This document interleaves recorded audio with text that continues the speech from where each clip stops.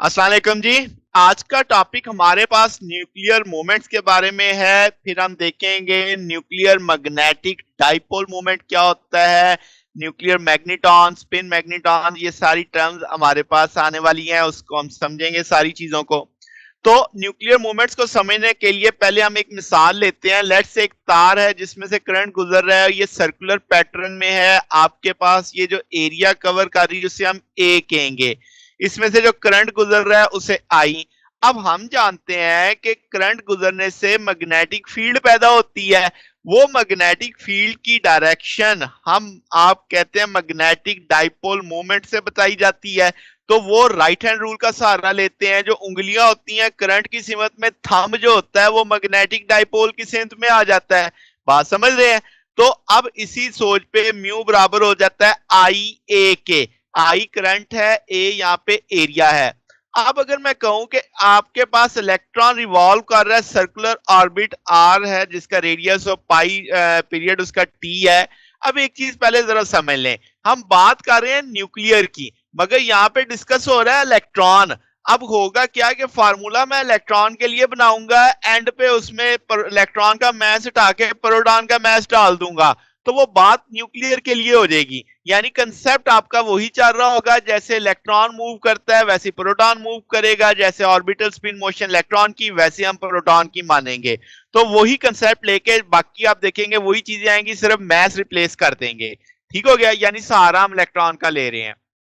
अच्छा जी, तो आपको एक इलेक्ट्रॉन चूंकि नेगेटिव पार्टिकल है चलता हुआ दिखाई दे रहा है। हम जानते हैं कि कन्वेंशनल करंट तो उसके मुखालिफ लेना पड़ेगा।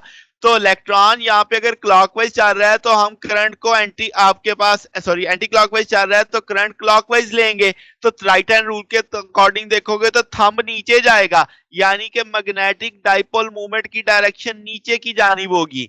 ठीक है?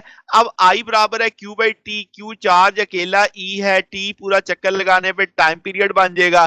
तो ओमेगा बराबर होता है 2 पाई बाई टी। ओमेगा यहां से निकाला जा सकता है वी ओवर आर, तो वो वैल्यू डालते हैं तो 2 पाई आर ओवर वी लिखा जा सकता था टाइम पीरियड की वैल्यू। ये वी बटे के नीचे बटे में है तो ऊपर चला जाएगा, E V over 2 pi R हो जाएगा। एरिया आप कह सकते हैं पाई आर स्क्वायर है। तो यहां से ये दोनों वैल्यूज उठा के हम इक्वेशन 1 में लगा सकते हैं।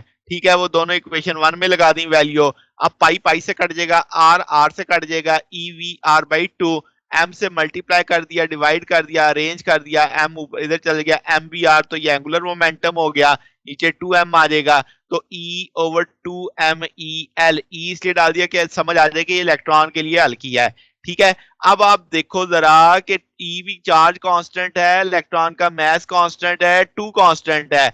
तो जो आपका मैग्नेटिक डाइपोल मूवमेंट है वो डायरेक्टली प्रोपोर्शनल हो जाएगा एल के, यानी एंगुलर मोमेंटम के। तो साबित हुआ कि मूविंग चार्ज जो ऑर्बिटल मैग्नेटिक डाइपोल मूवमेंट रखता है वो प्रोपोर्शनल होता है एंगुलर मोमेंटम के।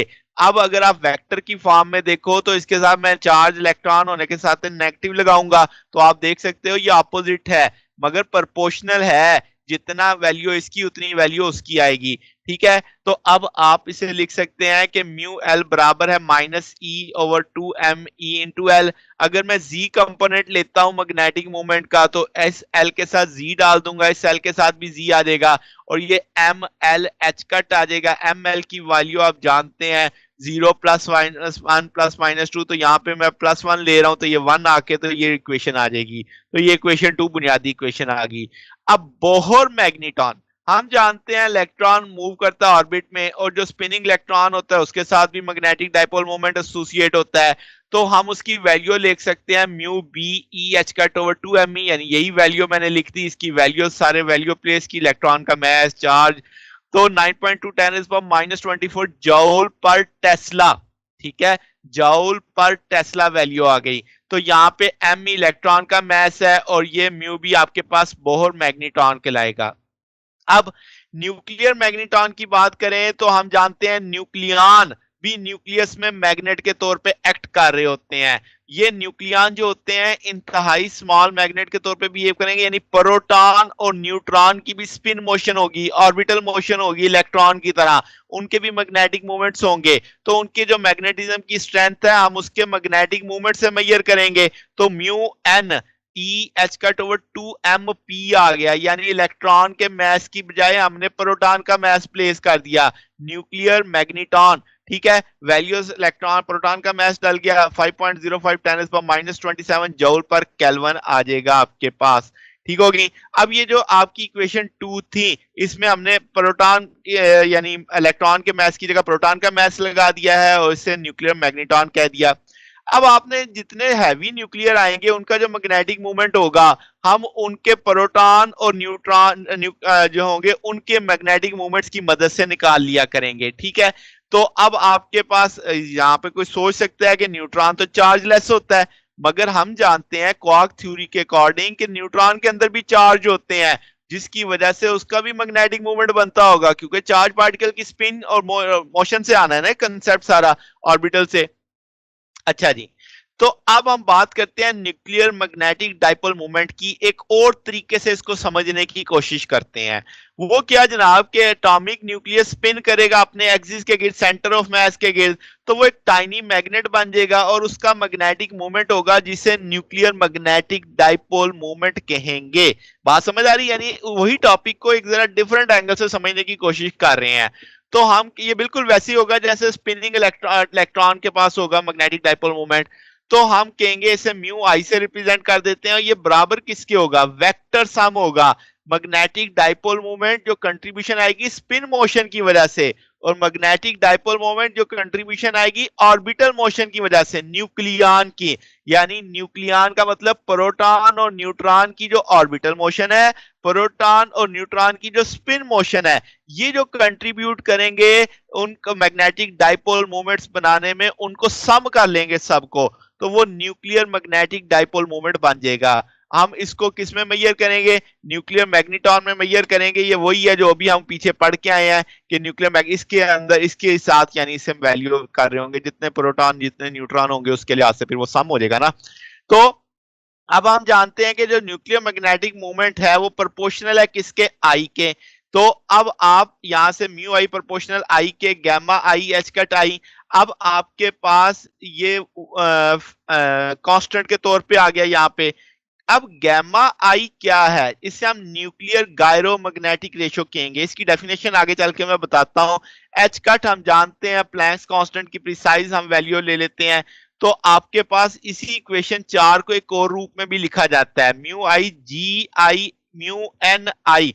म्यू एन तो वही हो गया कि न्यूक्लियर मैग्नेटॉन है, और आपके पास जी आई क्या है? न्यूक्लियर जी फैक्टर। तो इक्वेशन 4 में भी एक ऐसी चीज थी जिसका हमें इल्म नहीं है, न्यूक्लियर गायरोमैग्नेटिक रेशियो। इक्वेशन 5 में भी एक ऐसी चीज है जिसका मुझे इल्म नहीं है, न्यूक्लियर जी फैक्टर। तो इन दोनों की डेफिनेशन अभी हमने बनानी है। फिर वक्त समझे कि ये एक फैक्टर आ गए हैं यहाँ पे। अगर आप इनको वेक्टोरियली जाहिर करना चाहो तो आप इक्वेशन 4 और 5 को तो वो भी जाहिर किया जा सकता है कि म्यू आई के ऊपर भी वेक्टर आ जाएगा, इधर से आपके पास आई पे इसी तरह से सेम वही कंसेप्ट चलेगा। तो अब अगर आप इक्वेशन 4 और 5 को देखो, लेफ्ट साइड सेम है तो राइट साइड भी सेम होनी चाहिए। आई आई से कट जाएगा आपके पास, तो H cut over mu N बराबर आ जाएगा जी आई ओवर गामा आई के। यानी रेशियो हो गई किसकी? न्यूक्लियर जी फैक्टर की न्यूक्लियर गायरोमैग्नेटिक रेशियो के साथ।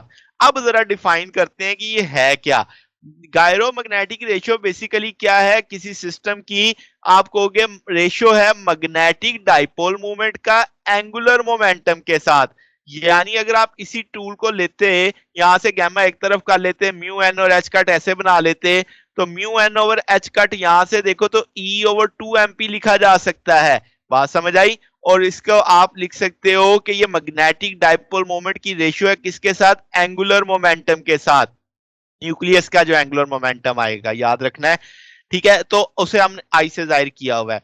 तो अब आपके पास इसके यूनिट क्या होंगे? रेडियन पर सेकंड पर टेस्ला, या ऐसे बुक्स में कूलम पर केजी भी इक्विवेलेंट इसमें प्रूफ होता है। ठीक होगी बात? अब जी फैक्टर क्या है? जी फैक्टर एक डायमेंशनलेस क्वांटिटी है जो एक प्रोपोर्शनैलिटी कांस्टेंट के तौर पे आता है, जो कि मैग्नेटिक मूवमेंट और गायरोमैग्नेटिक रेशियो को यानी इक्वेट एक तरह से कर रहा होता है, जैसे आप इस टूल में समझ सकते हैं। ठीक है। तो अब आपके पास क्या है कि जैसे मैंने कहा कि आपके पास ये मैग्नेटिक मोमेंट पार्टिकल का और उसे अप्रोप्रिएट एंगुलर मोमेंटम और appropriate fundamental quantum unit of magnetism, जिसे हम बोहर मैग्नेटॉन और न्यूक्लियर मैग्नेटॉन में देख सकते हैं, यानी इसकी वैल्यू अगर निकालनी चाहे। अब क्या जनाब, आपके पास अगर मैं कहूं कि म्यू आई मुझे चाहिए, यानी कि टोटल जो कंट्रीब्यूशन स्पिन और ऑर्बिटल की है न्यूक्लियन की, वो कैसे निकालेंगे? तो हम कहेंगे कि यहां पे दोनों को सम कर लेंगे, mu I S plus minus के साथ म्यू आई एल। ये जो एस वाला है यहां पे आप देखो मैंने इसकी वैल्यू डाल दी, यहां पे बड़ा एस किसको जाहिर कर रहा है? स्पिन क्वांटम नंबर को। और जी एस के साथ भी एस लिखा हुआ है, ये है जी फैक्टर जो कि स्पिन मोशन के साथ रिलेट करेगा। और इसी तरीके से म्यू आई एल में एल क्या है? Orbital quantum number. G L क्या होगा? ये जी फैक्टर है जो ऑर्बिटल मोशन के साथ लिंक करेगा। यहां से म्यू एन कॉमन लिया जा सकता है, तो ये इक्वेशन 6 आपका रिजल्ट आ गया। ठीक हो गया। अब लार्मर फ्रीक्वेंसी, इसमें एक टर्म आती है कि जब न्यूक्लियस जिसका मैग्नेटिक डाइपोल मोमेंट म्यू आई हो, जो जो अभी हमने निकाला है, तो उसको हमने प्लेस कर दिया मैग्नेटिक फील्ड में जिसकी फ्लक्स डेंसिटी बी है, जैसे आप तस्वीर में भी देख सकते हैं। तो ये जो मैग्नेटिक फील्ड होगी ये एक टॉर्क एक्सर्ट करेगी हमारे मैग्नेटिक मोमेंट पे। अब जब टॉर्क लगेगा तो जाहिर है वो घूमेगा, तो इससे वो प्रिसेस करेगा मैग्नेटिक फील्ड की डायरेक्शन में, यानी वो उसे घुमाना चाहेगी। तो इस टार्क को आप अगर कोई डेफिनेशन बनाना चाहे तो rate of change of nuclear spin angular momentum, सादा याद मैकेनिक्स वाला टार्क याद है ना, rate of change of angular momentum. तो अब आप बोलोगे rate of change of nuclear spin angular momentum आ जाएगा, ये टॉर्क की वैल्यू। अच्छा, अब टॉर्क की वजह से जाहिर रोटेशन आएगी, तो वो जो लार्मर फ्रीक्वेंसी होगी वो rate of precision of magnetic movement of nucleus around external magnetic field. जैसे आपको ये डॉटेड डॉटेड डॉटेड डॉटेड दिख रहा है ना, तो इस तरीके से एक रोटेशन शुरू हो जाएगी न्यूक्लियर मैग्नेटिक मूवमेंट की। तो अब आपके पास ये जो फ्रीक्वेंसी ऑफ प्रिसीजन है ये मैग्नेटिक फील्ड की ताकत के साथ रिलेट करेगी। आप देख सकते हो म्यू नॉट आ जाएगा गैमा जी, यानी कि आपके पास गायरो फैक्टर है, और आपके पास इंटू बी आ जाएगा। इन दोनों का जो प्रोडक्ट होगा ये बुनियादी तौर पे लार्मर फ्रीक्वेंसी की वैल्यू दे रहा होगा। तो ये हमारा आज का टॉपिक था। अगर आपको इसमें कोई बात पूछनी हो, डाउट हो, तो नीचे कमेंट्स में पूछ सकते हैं। वीडियो अच्छी लगी हो तो वीडियो को लाइक कीजिएगा, दोस्तों के साथ शेयर कीजिएगा, चैनल को सब्सक्राइब कर दीजिएगा। अब तक के लिए इतना ही, बाकी इंशाल्लाह फिर नेक्स्ट देखेंगे। ओके, अल्लाह हाफिज।